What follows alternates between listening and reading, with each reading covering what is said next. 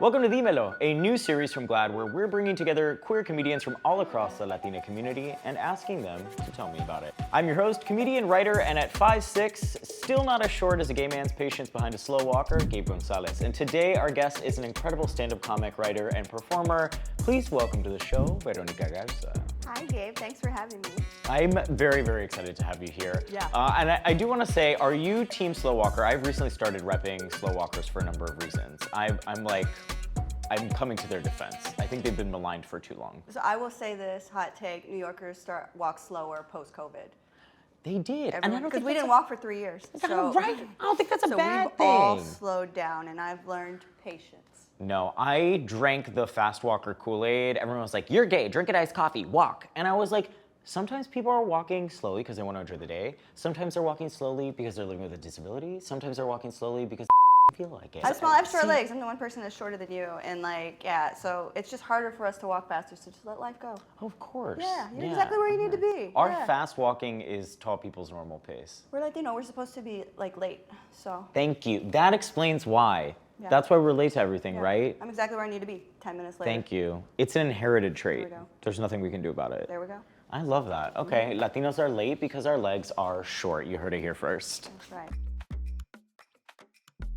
What's the first piece of queer media you ever encountered, and how, if at all, would you change it? Probably going to a WNBA game. Does that count? Ah, yes! Yeah. The WNBA, that's the first queer media I saw. Everyone, 80% of them are gay. That is amazing. Yeah. What would I change about that? Yeah. More gay people.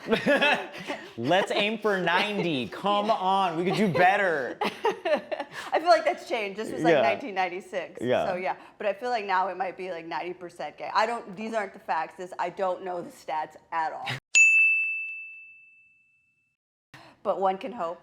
I feel like the WNBA is getting queerer every day. Yeah. Yeah. I feel like its audience is also deeply queer, no? That's a sort of given, yeah. I love going to, since I'm down the street from where the New York Liberty play, shout out Liberty.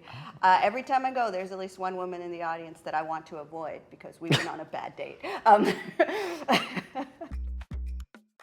We still see a lot of firsts in fields like entertainment and politics, like the first gay film from a major studio or the first trans elected official in any state.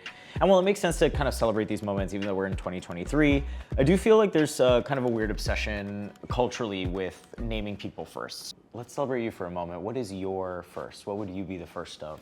I'd be the first third-generation Mexican-American woman who's 5'2½", who graduated from the University of Kansas with a Spanish degree. The University of Kansas with a Spanish degree? I love that. That's right. I didn't know you graduated with a Spanish degree because you never speak Spanish with me. There's a reason. I learned in Kansas. So in his book, The Celluloid Closet, GLAAD and ACT UP co-founder Vito Russo explores how homophobia and morality codes in Hollywood created decades of queer-coded characters who were depicted exclusively as foolish, tragic, or villainous, right? That was it. It was you died, or you were sad, or you were absolutely horrible. Now today we have the luxury of more diverse representation, which lets us appreciate queer antagonists like the Babadook or Che Diaz. Who is a villain that you identify with or that inspires you? Do they have to be queer? No, they can be any villain. I feel like any of my white exes inspire me to do better. Say their names. They inspired me to do better. They inspired me to do better. Let's see, what other villains. Oh, I could, no, that one's not it. Oh. That was so referenced. I was gonna make a reference to Beverly Hills 902, and it's they get it, Veronica, you're over 35. They get it.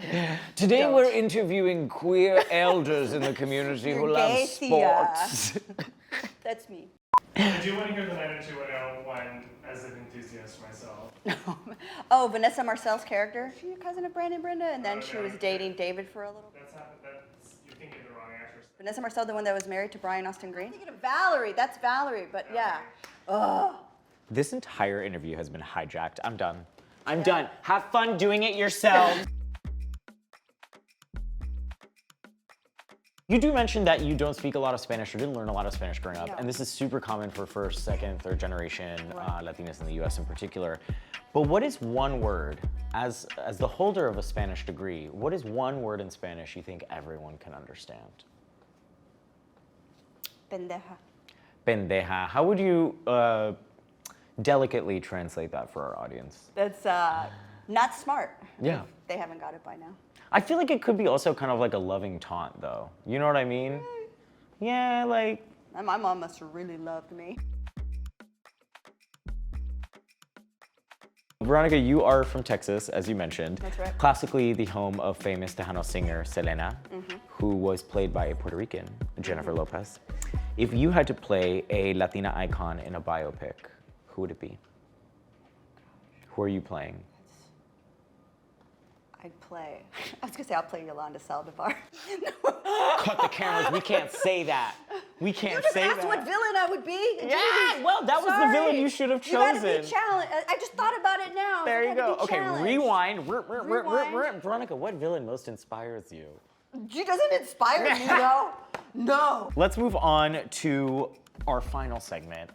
So I'm gonna open this lid and you're gonna pick out 3 slips of paper, okay? And on these slips of paper are different words, phrases, or terminology that encompass stereotypes or tropes either about the LGBTQ community or about the Latina community. Okay. So please read your 3 to the camera and share them with us in which to create a monologue using those 3 words. Vodka, soda, burrito, sassy gay assistant. Okay, so vodka soda, burrito, and sassy gay assistant. This sounds like a great date to me. Okay. So what I'm gonna do, we have 3 genres left, and this genre is gonna determine the style of your 1-minute monologue. You got horror movie. Scene, New York City, queer bar, West Village, year, 1999. It's Friday night, past midnight. I've had one too many vodka sodas, and I'm like calling my assistant because, you know, every Friday night, by the way, my sassy gay assistant is named Gabe. Gabe. Surprise. Yeah, I'm waiting for him to bring my burrito. Yeah, because that's what I drunkenly always order. I keep calling him, and suddenly someone picks up the phone, and it's not Gabe's voice. And it's like, quick, tell me, what's your favorite queer movie?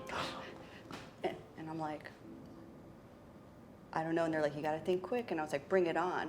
And they're like, what? Tell me how that's queer. And then I go into like a spiel about like how I fell in love with Eliza Dushku and how, you know, she isn't queer, but she is in that movie. Then the person lets me know, hey, that's wrong. And I'm like, what? What's wrong? And he's like, your response. I was like, yeah, Missy isn't a queer character. She's just really into sports. And I'm like, oh, crap. And they're like, why are you associating sports with being gay? And so they basically are berating me. And I'm like, what? I'm so sorry. Also, where is Gabe with my burrito? And I go outside and I try to get a cab. And then I get picked up immediately. And I was like, you know, get to 57th and whatever. And then the person driving the cab says, actually, don't you mean so-and-so and so-and-so? That's not your actual place. And I'm like, how do you know that? And they turn around and stab me. Is that good? Yeah, that's great. And that's how I died. You were the opening scene of the film. Yeah. Oh. Queer scary movie. Oh, I really? Or queer movie. Now that you've been stabbed in the imaginary horror film that you've created, we're gonna bring you back to life and ask, is there anything else you'd like to leave us with before we wrap up today? Oh my gosh. What would I like to leave you with? Yeah. What's my final parting words? Yeah, support the WNBA. Those lesbians need money. Thank you. Honestly, yeah.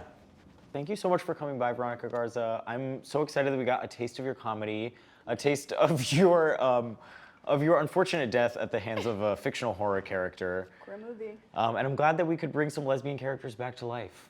Too many have died in the past, but no longer. And thank you all for watching. If you'd like to check out more episodes of Dímelo, you can do that across all of GLAAD's social channels. And if you'd like to learn more about GLAAD's Spanish language and Latina media team, you can check out more at glaad.org.